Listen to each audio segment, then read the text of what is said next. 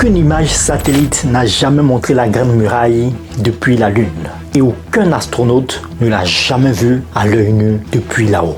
Ni Neil Armstrong, ni les équipages des missions Apollo, ni ceux de l'ISS. Pourquoi? Parce que c'est tout simplement impossible.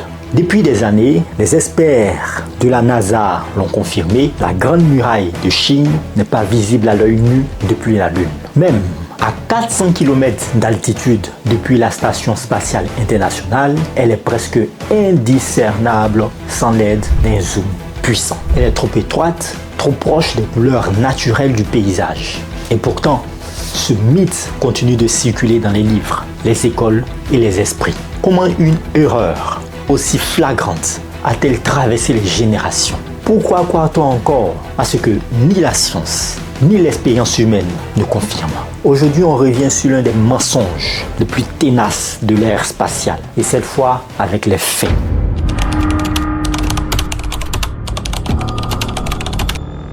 Bienvenue sur la chaîne Science et Culture TV, la chaîne du savoir.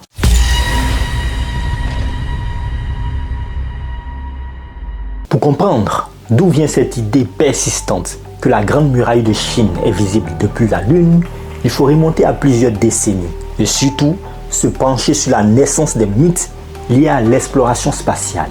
Dans notre enquête, nous envisageons une première piste. Ce sont les missions ou les premières missions lunaires et la fascination populaire. Il faut savoir que dans les années 1960, avec les missions Apollo, l'homme posait enfin le premier pied sur la Lune. La conquête spatiale captivait l'imaginaire collectif et le grand public découvrait pour la première fois des photos prises depuis l'orbite lunaire. Rapidement, naquit l'envie de savoir ce qui était visible depuis là-haut. Des journalistes, des acteurs et même des enseignants commencèrent à répéter ce qui semblait être un fait impressionnant, que la Grande Muraille de Chine, longue de plus de 21 000 km, serait visible depuis la Lune. Mais d'où vient précisément cette affirmation? Il semblerait que l'origine soit floue, mais plusieurs sources convergent vers une confusion née vers les années 1930 à 1940 et amplifiée dans les décennies suivantes. Dans les années 1960, l'astronaute William Anders, lors de la mission Apollo 8, déclara dans une interview que l'on pouvait voir plusieurs constructions humaines depuis l'orbite terrestre basse.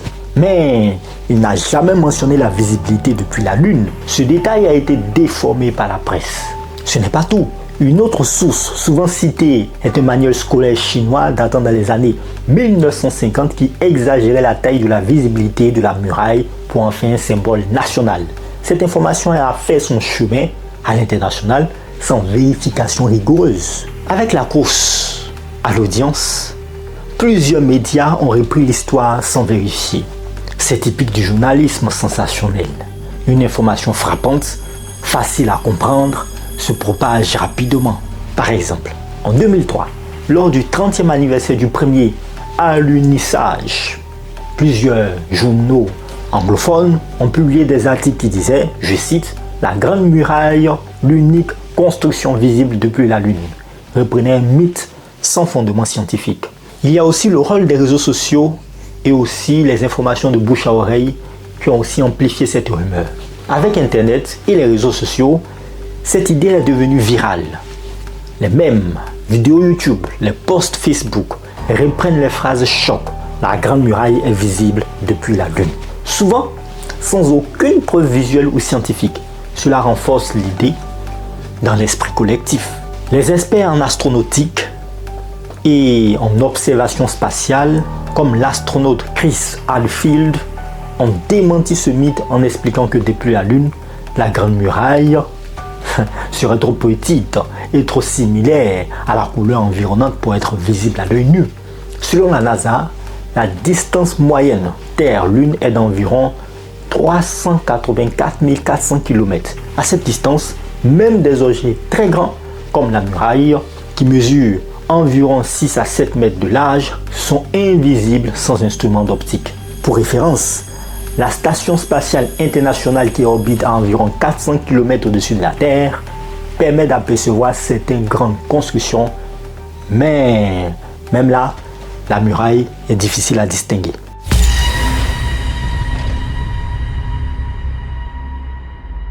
Maintenant que l'on a vu d'où vient ce mythe de la Grande Muraille visible depuis la Lune, la vraie question est de savoir pourquoi cette idée colle-t-elle si bien à notre cerveau?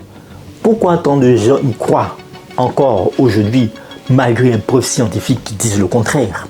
La réponse se trouve dans la façon dont notre cerveau fonctionne, les biais cognitifs qui nous guident inconsciemment et le contexte culturel dans lequel ce mythe évolue. Le biais de confirmation est un mécanisme mental par lequel on cherche à interpréter ou on interprète et on retient des informations qui confirment nos croyances préexistantes, tout en ignorant celles qui les contredisent.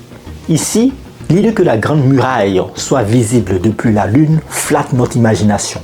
C'est un symbole de grandeur humaine, un exploit architectural et gigantesque qu'on peut le voir ou l'apercevoir depuis l'espace. Ce récit correspond à ce que l'on veut entendre, que nos créations sont tellement incroyables qu'elles dépassent même les limites de notre planète. Ce côté prestige humain rend le mythe très séduisant. La science et la réalité spatiale sont complexes. Expliquer précisément ce qui est visible depuis la Lune nécessite de parler d'échelle, de résolution visuelle, de distance, d'atmosphère, de luminosité. Autant de notions techniques peu accessibles au grand public. Le mythe scientifique simplifie tout en une phrase choc. La muraille est visible depuis la Lune. Cette phrase est facile à retenir, à répéter et crée un effet spectaculaire sans effort. Notre cerveau préfère souvent des récits simples et clairs à des explications compliquées. Cette facilité de mémorisation et de transmission alimente la viralité du mythe. Ce mythe fonctionne aussi comme une forme de fierté collective. La Grande Muraille est un symbole fort de l'ingéniosité humaine, de la persévérance et de la puissance culturelle. Croire qu'elle est visible depuis la Lune renforce l'idée que l'humanité peut laisser une empreinte indélébile visible, même de l'espace. C'est rassurant et valorisant pour notre ego collectif. Cette idée est transmise de génération en génération, d'enseignants à élèves, de parents à enfants, souvent présentée comme un fait scientifique ou historique incontestable. Quand une information est répétée souvent et par des figures d'autorité, enseignants, médias, scientifiques, supposés, etc., elle gagne en crédibilité. L'effet d'autorité nous pousse à croire des informations sans les remettre en question, surtout quand elles sont simples et attrayantes. Les films, les documentaires, les livres, les publicités et même les jeux vidéo ont souvent repris cette idée pour souligner l'ampleur de la muraille.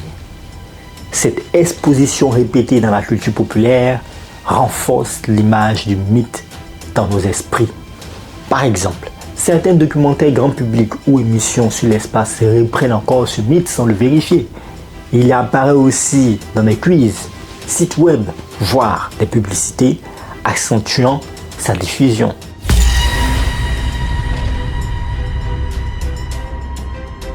Maintenant, passons à la partie la plus importante, la réalité, celle fondée sur les faits, la science et les observations rigoureuses. La Grande Muraille de Chine mesure environ 21 196 km de long si l'on additionne toutes les sections ou toutes ces sections. Mais sa largeur moyenne est d'environ 6 à 7 mètres et sa hauteur varie entre 5 et 8 mètres selon les parties. Sur une planète comme la Terre, où la surface visible depuis un point est limitée par la courbure, la taille de la muraille est bien trop petite pour être distinguée à grande distance et encore moins depuis la Lune. Pour comprendre, il faut intégrer la notion d'angle visuel. Un objet, pour être visible à l'œil nu, doit subtendre un angle minimum dans le champ de vision de l'observateur. À 384 000 km, cet angle devient infini-décimal pour des objets étroits comme la muraille, bien sûr, parce que c'est beaucoup trop loin. Depuis l'orbite terrestre basse, environ 400 km d'altitude, des astronautes ont confirmé que la muraille est difficilement visible à l'œil nu. Sa couleur, proche de celle de la nature environnante, ne crée pas un contraste assez marqué. L'astronaute Chris Hadfield qui a passé plusieurs mois à bord de la Station spatiale internationale, a déclaré, je cite, « Vous pouvez voir beaucoup de choses depuis l'orbite, mais la Grande Muraille n'est vraiment pas facile à distinguer sans être visuelle. » Fin de citation. Depuis la Lune, à presque 1000 fois plus loin, la muraille est tout simplement invisible sans instrument optique surpuissant. Les photographies prises depuis la Lune par les missions Apollo et les sondes spatiales ne montrent aucune trace visible de la muraille. Les seules choses distinguables sont les continents, les mers, les chaînes de montagnes importantes et les grandes formations géologiques. L'image célèbre de la Terre prise depuis la Lune par Apollo 17 montre une sphère bleue lumineuse mais aucun détail architectural ou urbain. Pour qu'un objet soit visible à l'œil nu, il doit mesurer environ 0,1 mm à 10 mètres selon la distance et la capacité visuelle. Cela correspond à un angle visuel minimum d'environ 1 minute d'arc. Or, un calcul simple basé sur la largeur moyenne de la muraille et la distance Terre-Lune montre qu'elle est sous-tend un angle visuel inférieur à ce seuil. On va faire un exemple simple de calcul. Largeur moyenne de la muraille c'est de 7 mètres, distance Terre-Lune c'est de 384 000 mètres environ. Donc l'angle approximatif, on va faire les 7 divisé par 384 000, ça nous donne 1,82 10 puissance moins 8 radians. C'est des millions de fois trop petit pour l'œil humain. Vous pourrez faire ce calcul sur vous si vous voulez. La NASA affirme clairement dans ses documents pédagogiques que la Grande Muraille n'est pas visible depuis la Lune. L'astronaute et vulgarisateur Neil deGrasse Tyson a plusieurs fois expliqué que ce mythe est faux, précisant même que depuis l'orbite basse terrestre, la muraille est difficile à distinguer. L'astrophysicien britannique Patrick Moore, dans ses ouvrages, déclare qu'aucune construction humaine n'est visible à l'œil nu depuis la Lune. Aussi, des objets beaucoup plus grands, comme les villes, les grands ponts, les grands ports ou les déserts urbains, peuvent être visibles depuis l'orbite terrestre basse, mais ils sont composés d'une multitude d'éléments contrastés, contrairement à une ligne étroite comme la muraille. Même les grandes routes ou canaux sont souvent difficiles à distinguer, car la résolution visuelle requise dépasse celle de l'œil humain qui est non équipé.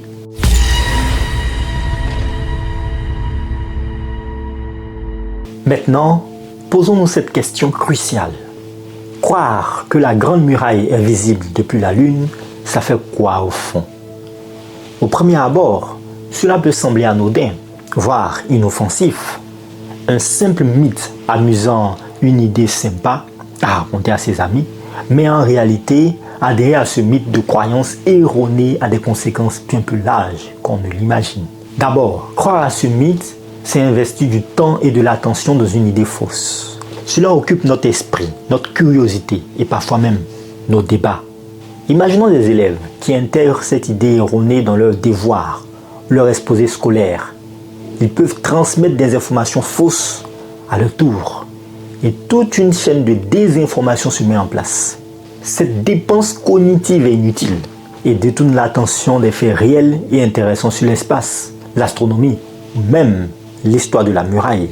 Même si ce mythe semble inoffensif, d'autres rumeurs similaires peuvent générer de vraies peurs. Par exemple, croire que l'espace est un lieu où tout est visible à l'œil nu crée une fausse idée de surveillance ou d'omniprésence.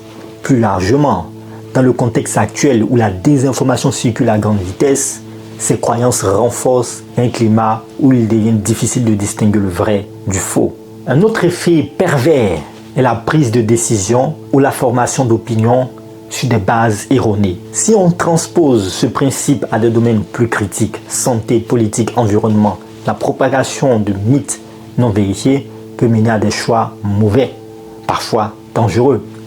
Ici, même si la Grande Muraille visible depuis la Lune est anecdotique, elle participe à ce mécanisme global de crédulité envers les idées sensationnelles. Les fausses croyances peuvent aussi servir de levier pour des manipulations. Par exemple, dans certains cas, la grandeur supposée de la muraille a été exploitée pour des campagnes touristiques exagérées, jouant sur le prestige pour attirer des visiteurs ou financer des projets.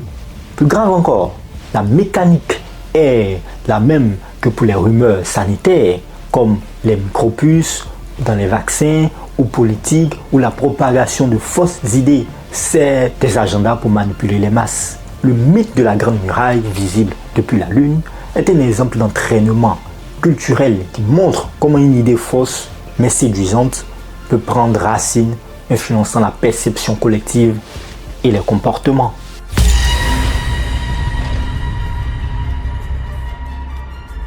Après avoir démonté ce mythe en détail, il est important de ne pas tomber dans le piège inverse. Rejeter toute idée sans chercher le fond de vérité qu'elle peut contenir. Il est vrai que, contrairement à ce que dit ce mythe, la Grande Muraille n'est pas visible depuis la Lune à l'œil nu. Cependant, la muraille peut être visible depuis certaines altitudes beaucoup plus proches, comme depuis l'orbite terrestre basse à environ 400 km d'altitude, dans des conditions très spécifiques. Des astronautes à bord de la Station spatiale internationale ont rapporté avoir vu des portions de la muraille, mais seulement lorsqu'ils savaient exactement où regarder et avec des conditions d'éclairage optimales. La visibilité dépend énormément du contraste entre la muraille et le terrain environnant, de la météo et aussi de la clarté de l'atmosphère. Ainsi, si l'idée générale d'une structure humaine visible depuis l'espace n'est pas totalement erronée, elle est largement exagérée dans le cas de la muraille visible depuis la Lune. La notion d'espace est vaste. La Lune est à près de 384 400 km de la Terre, mais il existe de nombreux satellites et stations spatiales en orbite terrestre basse, entre 160 et 2000 km. Certains satellites photographient la muraille, mais avec des caméras sophistiquées, pas à l'œil nu. La taille relative des objets visibles dépend aussi du contexte. Par exemple, des zones urbaines très étendues sont visibles depuis l'espace, mais ce sont des masses contrastées dans une simple ligne droite. La perception visuelle humaine a ses limites et la visibilité d'un objet dépend non seulement de sa taille, mais aussi de son contraste, de la résolution du capteur, l'œil ou caméra, et des conditions environnementales. La vérité nuancée serait plutôt: la Grande Muraille n'est pas visible depuis la Lune à l'œil nu, mais certaines parties peuvent être aperçues depuis une orbite basse terrestre dans de bonnes conditions et toujours avec difficulté. En outre, ce sont surtout les grandes zones urbaines, les routes larges, les grands ponts et aéroports qui sont aisément repérables depuis l'orbite basse. Le mythe résulte d'une simplification excessive d'une vérité partielle transformée en vérité absolue, et cela sans nuance.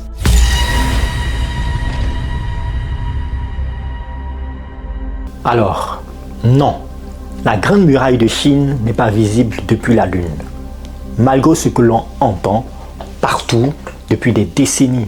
Mais ce mythe nous rappelle surtout une chose importante: notre soif de grandeur et de merveilleux peut parfois nous jouer des tours, en nous faisant croire ce qu'on voudrait être vrai, plutôt que ce qui est réel. La vraie beauté, c'est de continuer à chercher, à vérifier et à s'émerveiller des faits réels, souvent bien plus fascinants des idées reçues. Alors la prochaine fois qu'on vous racontera une vérité qui semble trop belle pour être vraie, posez-vous la question. Parce qu'en vérité, le vrai voyage, c'est celui qui commence avec le doute et la curiosité. J'espère que vous avez aimé cet épisode. Restez avec nous sur Science et Culture TV pour le prochain épisode et pour demain vendredi pour une chronique encore hyper intéressante.